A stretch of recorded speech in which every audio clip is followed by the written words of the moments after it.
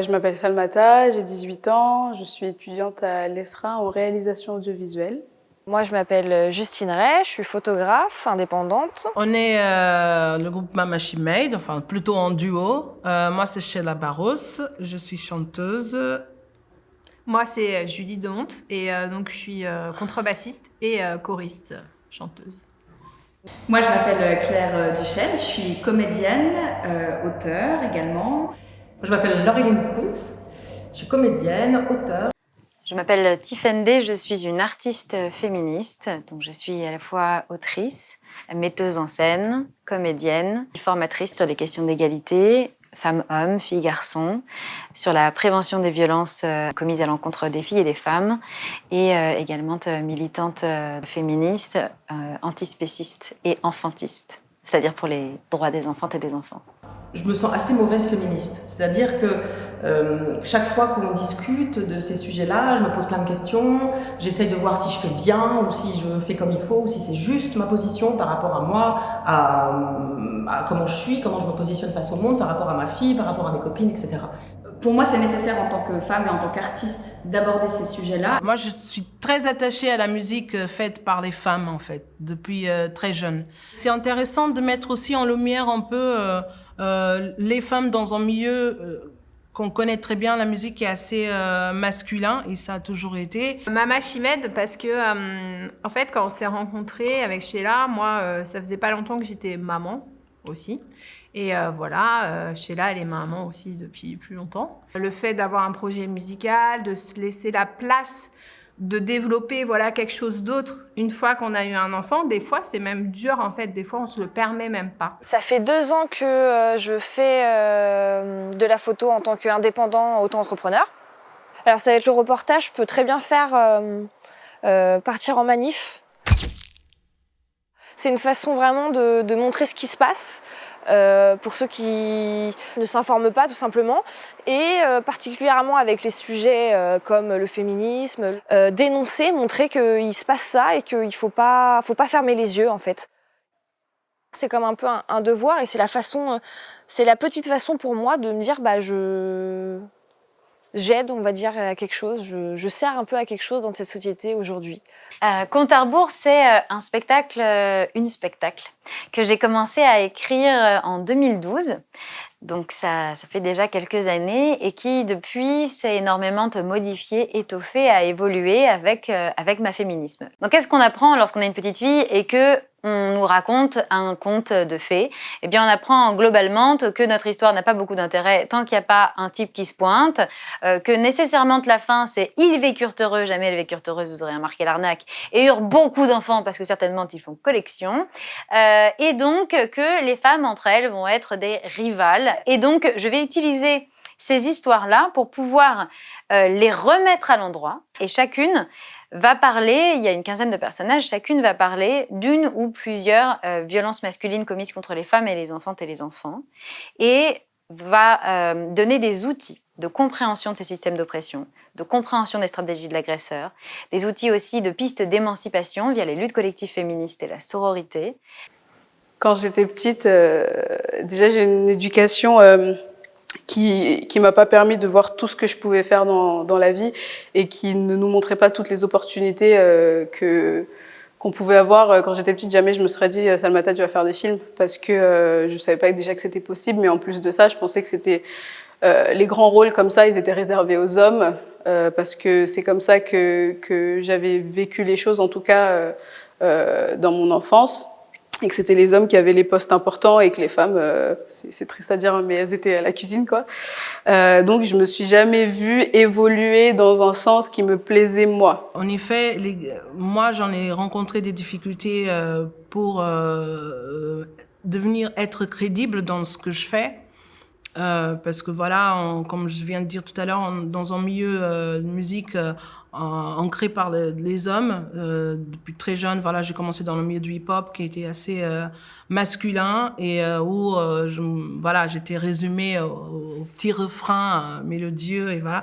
Donc tout ça pour dire qu'en fait la crédibilité, c'est que la femme, soit elle est là, soit tu t'imposes en tant que femme, et en fait c'est pour ça que je trouve c'est intéressant que ça soit la femme, nous, chacune, de s'imposer et de faire valoir voilà, nos capacités, de se mettre en effet à l'égalité. Quand j'ai commencé à jouer, je me suis pas posé cette question. C'est-à-dire, je me suis emparée de tous les sujets que je voulais. J'ai joué des hommes, j'ai joué des serial killers qui égorgeaient leurs victimes. J'ai écrit les textes qui venaient dans mon imaginaire et je me posais pas cette question-là. Et en retraçant tout ce parcours, je me suis rendu compte que, effectivement, tout ce qui s'était passé en tant qu'actrice, avec les producteurs, avec les autres acteurs, dans mon parcours et tout ça, bah, finalement, c'était un petit combat, quoi, en fait. Ah oui. Ah oui. Bon, moi déjà personnellement, j'ai quand même, voilà, je suis femme, je suis noire. À la fois, je suis afro-européenne. À chaque fois qu'on me demande ma nationalité, bon bah comme pas mal d'entre nous, on est là confronté à dire d'où est-ce qu'on vient. Donc en effet, oui, dans la vie de tous les jours, on est obligé de justifier notre existence. Il va falloir en faire encore plus pour vraiment avoir sa place. Parce que on a l'impression de ne pas être à sa place, en fait. Voilà, nous les femmes, on est réduites. Moi, en tant que chanteuse, en plus, j'en ai tellement entendu lors de mon parcours musical, c'est que ah bah oui, tu chantes, alors tu fais que ça, ouais, bah c'est beaucoup chanter.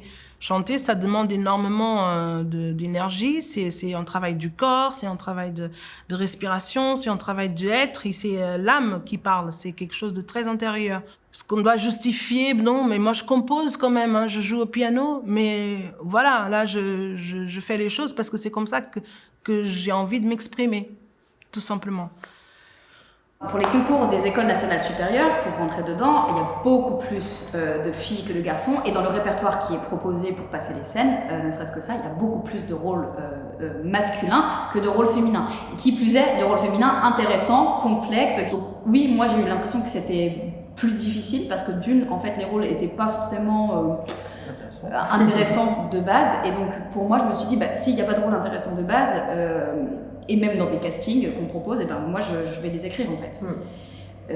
Et donc il faut redoubler d'efforts, parce qu'en plus on te dit pourquoi est-ce que tu as écrit ça? Ah oui, mais c'est un peu c'est pas ce qu'on attend. Bah oui, c'est pas ce qu'on attend en fait. Et puis il y avait moi ce truc qui m'embêtait encore plus, c'est que du coup on écrit nos rôles, quoi, hein, on écrit nos trucs et on défend nos projets et on les porte, et du coup quand on parlait à faire, on nous parlait d'autre chose. Mais au moment où tu veux parler de ton projet, et c'est dont je parle dans le film, où tu veux juste parler de ça, et bien bah, au fait ça parle pas de ça, quoi. Et là ça m'embête vraiment. C'est comme en tant que femme, tu vois, de projet, que je puisse pas parler de ça et qu'on parle d'autre chose. Voilà. Moi, je suis une femme contrebassiste. Alors maintenant, il y en a beaucoup. Mais au début, voilà quoi, j'étais un petit peu, enfin voilà, comme un peu un phénomène de foire un peu au début. Tu vois. Il y a même quelqu'un un jour dans le métro qui m'a dit, c'est ce que j'allais dire, qui m'a dit mais c'est l'instrument de votre mari. Vous lui portez, quoi. Enfin, il imaginait même pas, en fait, que je puisse faire de la contrebasse, quoi. Parce que c'est la taille, en fait. Voilà, c'est ça. Et t'es là, mais en fait, non. Non, mais c'est pas possible. Ouais. Donc, c'est vraiment, on se dit, mais j'ai juste rien répondu, en fait, parce que tellement j'étais étonnée de sa réaction et de ce que ça impliquait derrière. La famille, c'est le premier endroit où j'ai l'impression de subir des inégalités. Peut-être déjà parce que culturellement, moi, la manière dont on m'a élevée, les hommes et les femmes n'ont pas du tout les mêmes droits, en tout cas ne vivent pas de la même manière. Moi, j'ai pas vécu en France et aux Comores, un homme a plus de place, en tout cas dans la vie sociale, que la femme. Et ça marque beaucoup, en tout cas, et ça a un impact sur la manière dont on vit, sur la manière dont on se voit en tant que femme, et qu'on se dit que lui, il va réussir parce que c'est un homme et moi non. Mais en fait, tout part de l'éducation.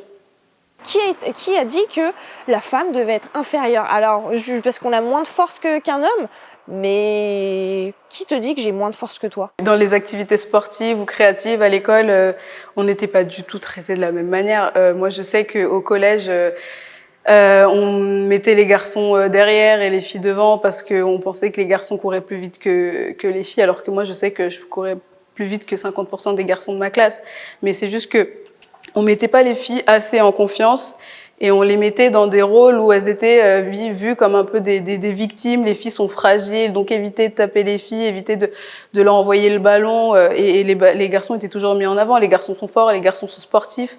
Mais par contre, on était mis en avant en art plastique ou en français. Il y a toujours cette habitude un petit peu quand même, je pense. Paternalisé, Voilà. non? Ah, on va mais dire. c'est ça. Voilà, mais c'est ça, en fait. paternalisé. Mais exactement, c'est ça. Ouais. Voilà, c'est ça vraiment aussi.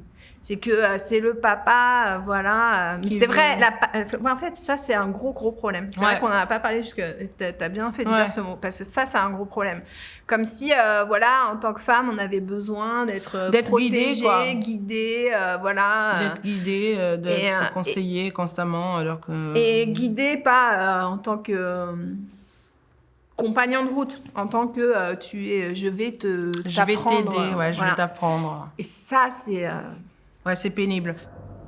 Et ça, c'est en train de faire son chemin en ce moment, c'est aussi pour moi d'arrêter de dire aux filles bah oui, les filles n'ont pas confiance en elles. En fait, c'est arrêter de dire ça. C'est juste dire si effectivement tu manques de confiance ou si tu sens qu'il y a un manque, bah oui, peut-être qu'il y a des solutions et qu'il faut le prendre dès que tu as 6 ans, dès que tu as 8 ans, dès que tu as 10 ans. Donc pour moi, ça serait aussi voilà, d'arrêter de dire qu'on n'a pas confiance en nous parce qu'à force de l'entendre, on se dit mais attends, j'ai confiance. Ah mais non, mais je suis censée ne pas avoir confiance en moi. Alors qu'en fait, bah, si j'ai confiance en moi, en fait, arrêtez de me faire chier. Je vais faire mes trucs. J'ai toujours vécu en dehors de tous les dogmes, en pleine liberté, avec tout, en faisant tout ce que j'avais envie de faire.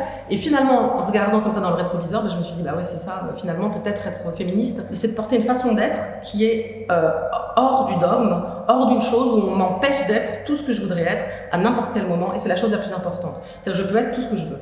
Basta. J'ai inventé un langage qui s'appelle la féminine universelle et qui donc est l'exact inverse du masculin universel qu'on pratique en fait tous les jours, tout le temps, à la quotidienne. Vous savez, cette règle de grammaire extrêmement inégalitaire, injuste, qui est donc le masculin l'emporte sur le féminin. Avant le XVIIe siècle, avant les années 1630, quand le cardinal Richelieu a créé l'Académie française pour des raisons politiques masculinistes, c'est là qu'ils ont décidé de changer la grammaire à ce moment-là, qui était bien moins sexiste à l'époque, depuis des siècles et des siècles, et de la faire devenir cette règle, le masculin l'emporte, etc., de faire disparaître des mots, le mot autrice, par exemple, dont je parlais tout à l'heure, qui existait depuis des siècles et des siècles, va être interdite de dictionnaire au profit de auteur seulement, parce que lorsqu'on fait disparaître un mot, on fait disparaître l'idée et les possibles que ce mot porte. Et donc, si on fait disparaître le mot autrice, eh bien, toutes les petites filles ne peuvent pas se rêver autrices. Toutes les femmes qui écrivent comprennent qu'elles sont illégitimes dans ce territoire masculin, puisque seuls existent les auteurs. Et comme le langage structure la pensée, si on parle au masculin, on pense au masculin et donc on agit dans l'intérêt des hommes. De temps en temps, je parle encore une fois avec davantage de masculin dans ma parole, puisque je parle en écriture inclusive. C'est-à-dire que typiquement, si je veux dire les policières et les policiers, je vais dire la police. Voilà. Ça, c'est typiquement le langage épicène. Respecter la règle de proximité, donc pouvoir dire les femmes et les hommes sont beaux, les hommes et les femmes sont belles. On accorde avec le dernier mot qui est le plus près de l'adjectif. Aussi la règle de majorité, si je parle de 3 personnes, 2 femmes, 1 homme, je vais dire elles sont belles, 2 hommes, 1 femme, ils sont beaux, voilà, logique. Pourquoi est-ce que s'il y a 1 million de femmes dans une pièce et un lampadaire, on doit dire ils sont brillants? Je veux dire, ça suffit. Est-ce qu'on peut cacher des milliards de femmes derrière un lampadaire? Non. En fait, les enfants comprennent très bien et même naturellement font l'accord de proximité. Néanmoins, l'écriture inclusive ne devrait pas faire peur. Si vous avez envie d'écrire les collégiennes et les collégiens, vous écrivez les collégiennes ou les collégiens. Si vous voulez écrire les élèves de collège, là, vous utilisez l'épicène. Ça marche très bien aussi.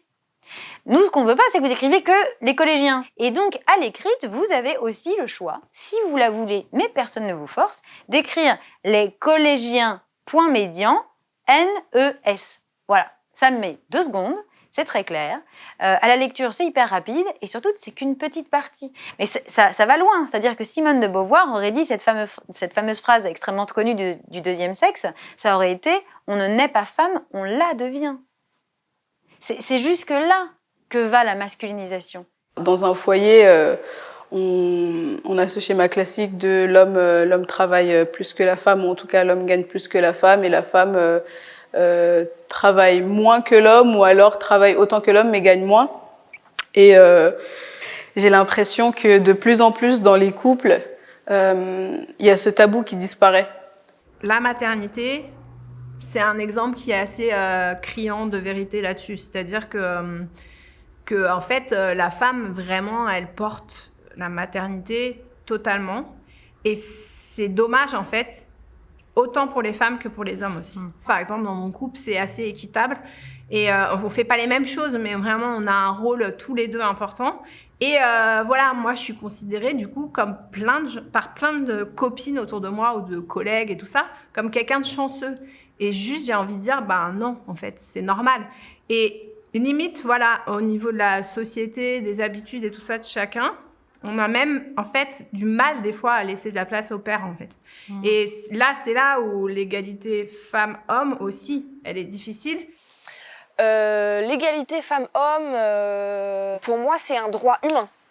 Tu vois, je te donne juste un exemple. On parle de droit de l'homme, avec un grand H, mais pourquoi pas le droit humain? Autant parler de droit humain. En fait, on parle d'humanité, tout simplement. C'est de la logique. On demande juste d'être au même niveau, en fait. Voilà, souvent on me demande « et la place des hommes en féminisme ?» J'ai envie de dire, s'il y en a qui sont nos alliés, tant mieux, c'est quand même le minimum syndical. Hein, voilà. Déjà, il faut qu'ils aident en faisant des choses qui nous sont utiles, c'est-à-dire donner du temps, de l'argent et des compétences, il tant est qu'ils en aient, sans demander 50 milliards de merci et sans prendre la parole à notre place dans les médias notamment. Il y a des hommes bien, il y a des hommes respectueux, il y a des hommes... Enfin, voilà. C'est... heureusement, d'ailleurs. Mais c'est pas assez. Il n'y en a pas encore assez et il faudrait un peu se bouger un peu plus. Par exemple, rien que la France, liberté, égalité, fraternité, quoi. Bah, fraternité, c'est les frères, quoi. La sororité, ce mot qui a d'ailleurs, sous Richelieu, était aussi interdit de dictionnaire comme de par hasard, pour faire disparaître même l'idée, alors que fraternité est quand même gravée au fronton de tous les monuments de la République. Sororité, la majorité des gens ne connaissent même pas le mot. C'est-à-dire que comment voulez-vous la créer, cette sororité, si elle n'est pas nommée? L'homme doit être fort, parce que voilà, il a plus de force. Il ne doit pas montrer ses émotions, parce que sinon ça veut dire être faible. C'est lui qui doit ramener l'argent, c'est lui qui doit nourrir sa famille, c'est lui qui doit porter la culotte dans le couple, dans la relation. Et à contrario, la femme, elle, faut qu'elle soit douce, faut qu'elle soit frêle.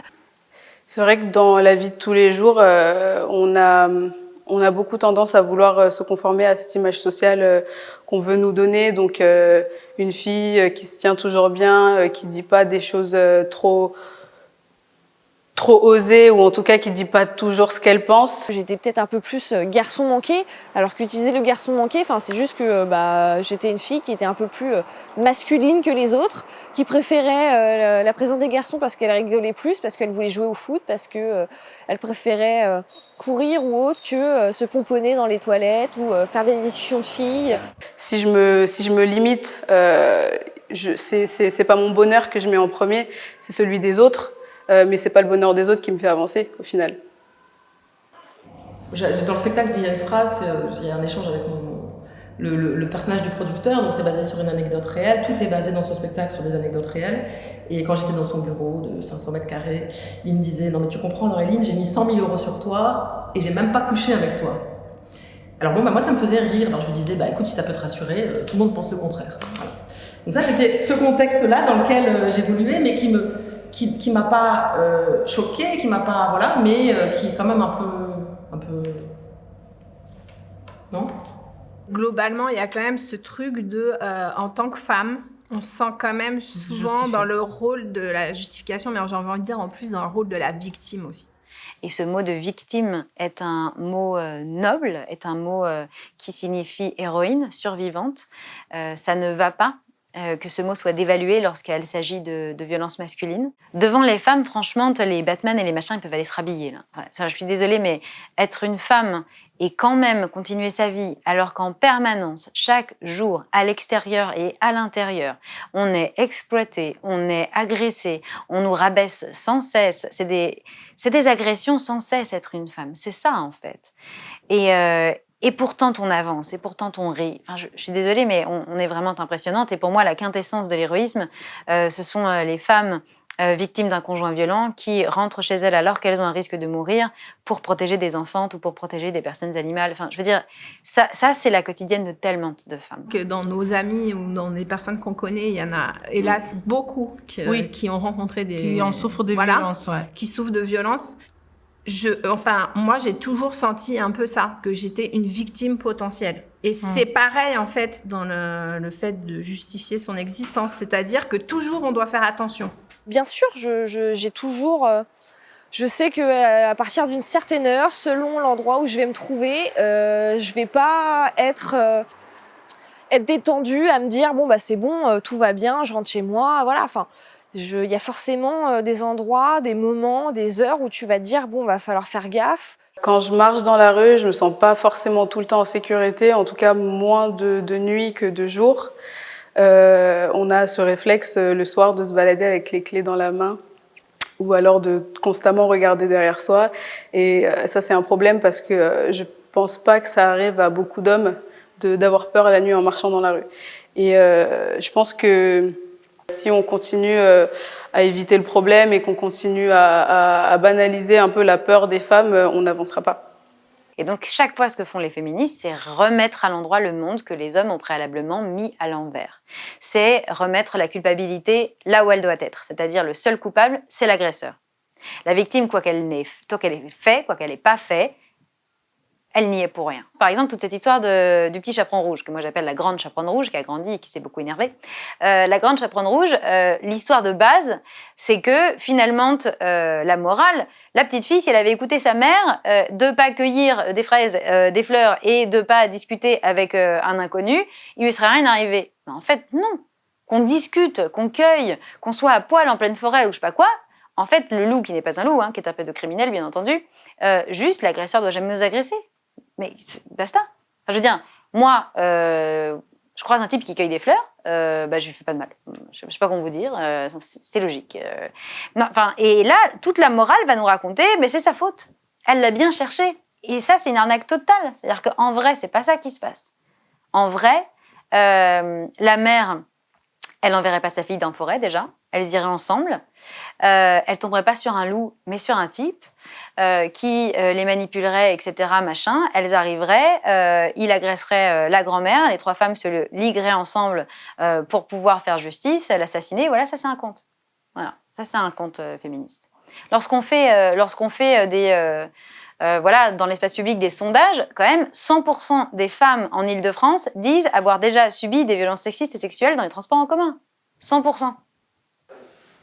Sur le consentement, c'est vrai qu'on en parle de plus en plus, mais peut-être pas encore assez, parce que si on demande à 3 personnes différentes ce que c'est le consentement, je pense qu'on aura 3 réponses différentes. La violence sexuelle est non seulement banalisée, ce fameux baiser à la fin de l'histoire de Blanche-Neige ou à la fin de l'histoire de La Belle au Bois dormant, les dames, elles dorment, et les mecs se penchent et les embrassent. Ça, pénalement, ça s'appelle une agression sexuelle. Et je rappelle que dans la première version écrite de Perrault ou Grimm, je ne sais jamais lequel de ces couillus, en fait, ça ne s'arrête pas à un baiser. C'est-à-dire que La Belle au Bois dormant dort depuis 100 ans, le mec se pointe, il repart, elle est enceinte, d'accord ? Elle ne s'est pas réveillée, elle est enceinte, donc là on a un viol, mais genre dans les règles du viol. Et c'est au moment où elle accouche de 2 enfants, une fille et un garçon, des jumelles jumeaux, qu'elle se réveille. Et ça, non seulement ça va être banalisé, mais ça va être positivé et romantisé, érotisé. C'est-à-dire que quand on est petite fille, on nous encourage à rêver à notre propre oppression. C'est cette scène aussi, par exemple, on parlait de films américains, c'est cette scène, par exemple, extrêmement connue dans Star Wars, l'épisode 2. Là. Il y a Han Solo et la princesse Leia qui sont en train d'essayer, enfin, il n'y a que la princesse Leia d'ailleurs, qui est en train de réparer un truc dans le vaisseau. Et lui se pointe et en fait, il va l'embrasser alors qu'elle lui dit non. Et elle le repousse physiquement et le mec va l'embrasser. Et ça, c'est la scène romantique du film. En fait, c'est une agression sexuelle. Et c'est censé être une des plus belles histoires d'amour du cinéma, je sais pas quoi. Et moi, quand j'étais petite, en fait, on m'a contrainte à rêver qu'un jour, un type, sans mon consentement, alors que je suis en train de parler, me fait un shut-up kiss. C'est-à-dire qu'il y a un côté, l'autre propose, et puis au bout d'un moment, on finit par dire oui. En fait, moi, ça me suffit pas. Moi, ce dont je rêve pour la sexualité des femmes, c'est que rien ne se passe si les femmes brûlent pas de désir. C'est pas simplement qu'elles acceptent, c'est qu'elles en ont envie. Donc, quelles seraient nos vies si on rêvait avec la même force, avec un imaginaire égalitaire, si ce qui était valorisé, érotisé et romantisé, c'était le respect des désirs de l'autre. Et le fait d'être excité par le fait que l'autre désire aussi, et c'est ça qui fait monter son désir, c'est ça qui fait monter le mien, et c'est un ping-pong en fait. La sexualité, c'est la réciprocité, c'est la joie partagée, c'est le respect, c'est le plaisir. Il n'y a pas de douleur là-dedans. Changer la mentalité des hommes, éduquer les hommes, quoi, en fait.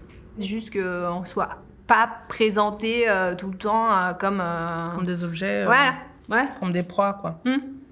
Et qu'on soit considéré comme des personnes qui ont le droit de dire non et que si on pose la question 10 fois, on va pas dire oui au bout, quoi. Aujourd'hui, c'est de plus en plus facile, je pense, de communiquer, en tout cas sur le plan sexuel, dans un couple ou alors enfin, dans une relation, parce que oui, on est un peu plus informé. Avant, c'est vrai que avant, c'était plus orienté vers le plaisir de l'homme et qu'on avait l'impression qu'en fait, c'était la femme qui était là pour l'homme. Ça fait des siècles et des siècles, le corps de la femme est mis sous réserve, le plaisir de la femme est tu, et que on ne parle pas. Le sexe est tabou. Encore aujourd'hui, le sexe est tabou, alors que c'est quelque chose de tout à fait naturel. Heureusement d'ailleurs, il y a de plus en plus de bouquins, de comptes sur les réseaux sociaux qui sont là exprès pour expliquer ce sujet-là. Je pense là, j'ai une idée. Je pense à Gang du Clito sur Instagram, à Jouissance Club par exemple, qui est sorti il y a pas très longtemps, qui parle principalement du plaisir féminin, mais aussi masculin, avec des dessins, des explications, comment connaître le corps de l'autre, comment parcourir et connaître son corps. On peut parler à une femme quand est-ce que tu as un enfant, mais dès qu'on va parler sexuellement parlant de son plaisir, si elle se masturbe ou pas, si elle arrive à jouir ou pas avec son partenaire ou sa partenaire, là par contre ce sera tu. Les contes ne vont jamais nous montrer deux femmes amoureuses ou deux hommes amoureux. Donc déjà, ça va quand même réduire énormément le prisme des possibles dans notre tête. Et moi, je sais très bien que si j'avais eu des représentations lesbiennes dans mes lectures, dans mes rêves d'enfante, ça m'aurait fait gagner un temps précieux. Lesbienne, c'est un mot que j'ai entendu pour la première fois, j'étais en seconde. Voilà. Clitoris, c'est un mot que j'ai entendu pour la première fois parce que j'étais féministe et j'avais déjà 21-22 ans. Comment pouvais-je penser ma sexualité correctement en ignorant que j'ai un organe uniquement dédié au plaisir qui mesure entre 11 et 13 cm, a une partie immergée, une partie interne et qui a dans son entier 10 fois plus de terminaisons nerveuses qu'un pénis. À l'école, il y a beaucoup de lacunes, bien sûr. Il me semble que c'est au collège, en 4e ou 3e, en tout cas de mon souvenir à moi à l'époque, où on parlait du sexe de l'homme, mais on parlait pas du sexe de la femme. Ah si, on disait que du sexe de la femme, on montrait les ovaires, les ovules, comment elle devait enfanter, mais ensuite on parlait pas. On parle pas du clitoris, on parle pas de comment utiliser cet outil-là pour soi-même et ensuite par les autres. L'école, moi j'ai 2 enfants, l'école c'est très compliqué, l'école c'est un endroit de standardisation, l'école en fait. Ouais. Ouais, à l'école, c'est vrai que nous, en plus, on travaille dans les écoles aussi, donc on voit assez souvent les enfants qui jouent de différentes façons, filles, garçons. Donc, ce séparatisme-là, il faut vraiment que nous, en tant que représentants d'éducation, qu'on soit là pour dire non, mélangez-vous. On va te dire de respecter les hommes, de respecter ton aîné, mais on ne te dira jamais, on ne t'apprendra jamais à respecter les femmes comme ta mère, ta sœur ou ta fille. Et c'est bien ça le problème aujourd'hui. Il faut tout d'abord informer sur ce qu'est la vie réelle quand on est une femme ou quand on est un homme, parce que c'est pas la même chose quand on est à l'école. Si on informe plus les jeunes et qu'on instaure une éducation, consciente, peut-être que ça permettrait de réduire un peu les inégalités entre les deux, parce qu'on apprend à connaître plus l'autre et surtout à reconnaître que l'autre ne sait pas moins faire que moi parce que je suis un garçon ou parce que je suis une fille. Il y a un grand problème dans l'éducation. Je me souviens très bien, lorsque j'étais en CE1, on étudiait les contes, justement, c'était au programme, comment est-ce qu'on fait un conte, situation initiale, péripéties. Et donc, on a étudié l'histoire de Petit Pousset. Donc, ils finissent par abandonner les 7 frères, avec l'histoire de les oiseaux mangeaient les bouts de pain, enfin bref. Et on arrive chez l'ogre. Il n'est pas encore là, et la femme de l'ogre ouvre et dit au garçon « Ah non, non, ici c'est là où habite un ogre. Mon mari, ne rentrez pas parce qu'il va vous manger. » Donc elle essaie de les protéger. Donc elle les fait rentrer. Elle les nourrit avec ses 7 filles à elle.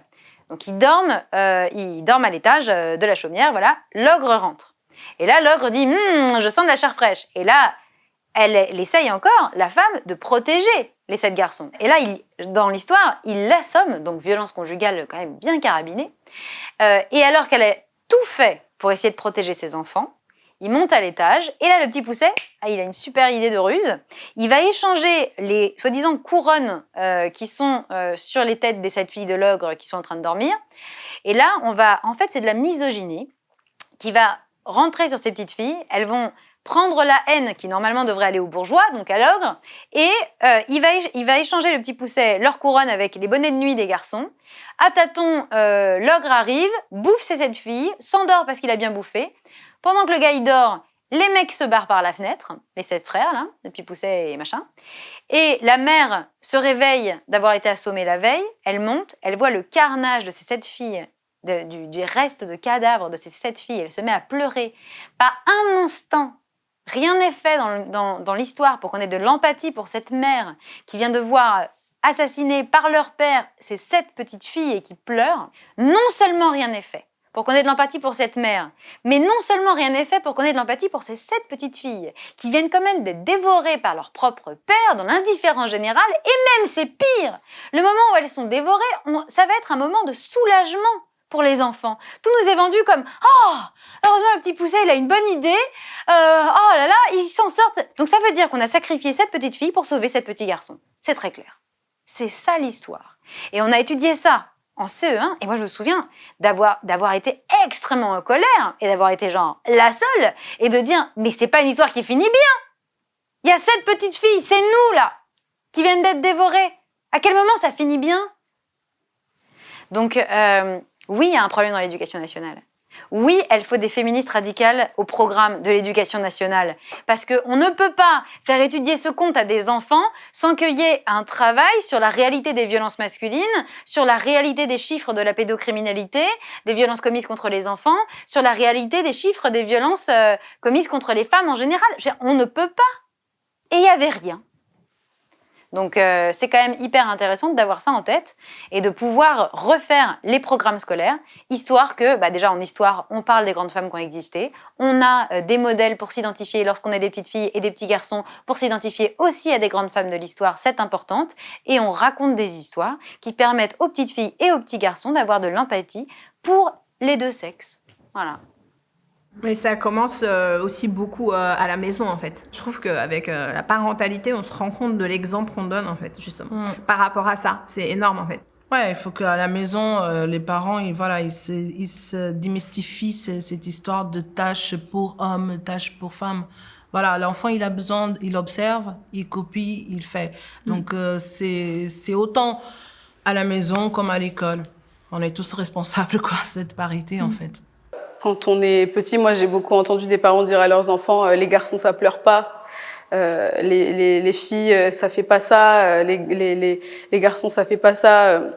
Et tout bêtement, quand on rentre dans un magasin de jouets et qu'en fait il y a un rayon garçon et un rayon fille, un rayon garçon avec des armes et des voitures et un rayon fille avec des princesses et des paillettes, c'est comme ça qu'on formate les enfants au final. Alors que si on rentre dans une éducation un peu plus non genrée, où on apprend aux enfants qu'en fait que tu sois un garçon ou que tu sois une fille, quand tu seras grand ou grande, tu pourras faire la même chose parce que le monde ne peut pas t'arrêter à cause de ton genre. Souvent on me dit oui, moi j'éduque mes filles comme mes garçons. J'ai envie de dire non, éduquez vos garçons comme vos filles. Pardon, mais à part le fait, sur ce qu'on apprend aux garçons de l'estime de soi, à se trouver important, à prendre soin de soi, à se préférer, ça d'accord, mais c'est le seul truc qu'on garde de l'éducation qu'on donne aux garçons. Hein. Tout le reste, c'est fini. C'est fini. Le fait de prendre plus de place, d'être violent, de machin, stop. En fait, c'est de la merde. La compétition, c'est de la merde. Enfin, toutes les valeurs viriles sont néfastes à la société. Il faut éduquer nos garçons comme nos filles, d'être dans un rapport de pouvoir, faire des choses ensemble plutôt que sur un rapport de pouvoir sur les autres. Le fait d'être juste d'agir autrement que comme des parasites mondiaux de la force de travail et de la force de vie des autres. Mais c'est ça, en fait, la clé, en vrai. Je pense qu'il y a de l'espoir avec les nouvelles générations parce qu'elles sont de plus en plus éveillées, entre guillemets, de plus en plus engagées, de plus en plus informées, déjà par les réseaux sociaux, mais on échange beaucoup, je trouve, entre nous et on a de moins en moins de mal à accepter l'autre. Comment dire, on est de plus en plus bienveillant avec l'altérité entre guillemets. Et je pense que on apprend à se détacher des codes que la société nous imposait avant. Pour moi, il y a du changement et il y a beaucoup d'espoir, notamment des personnes qui écrivent des séries. Moi, je pense que le changement, il est vraiment amorcé par là. Donc, Laureline, elle parlait de Fleabag, c'est Phoebe Waller-Bridge qui a aussi coécrit Killing Eve, qui est aussi génial. Avec 2 rôles de femmes géniaux. Ouais, tout à fait. Et complexe, quoi. Enfin, complexe dans le sens riche, comme dans la vie.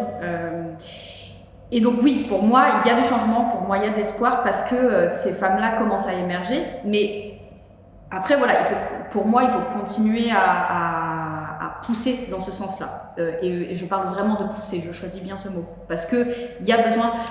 moi, sur les quotas, je suis un peu plus réservée. Moi, je suis pour les quotas, c'est-à-dire je suis pour la parité, pour que les équipes techniques soient à parité. Je suis pour qu'il y ait des femmes aux postes clés, chef-op, etc. Parce qu'en fait, il faut pousser, il faut donner un petit coup de... Pour moi, il faut donner un petit coup de...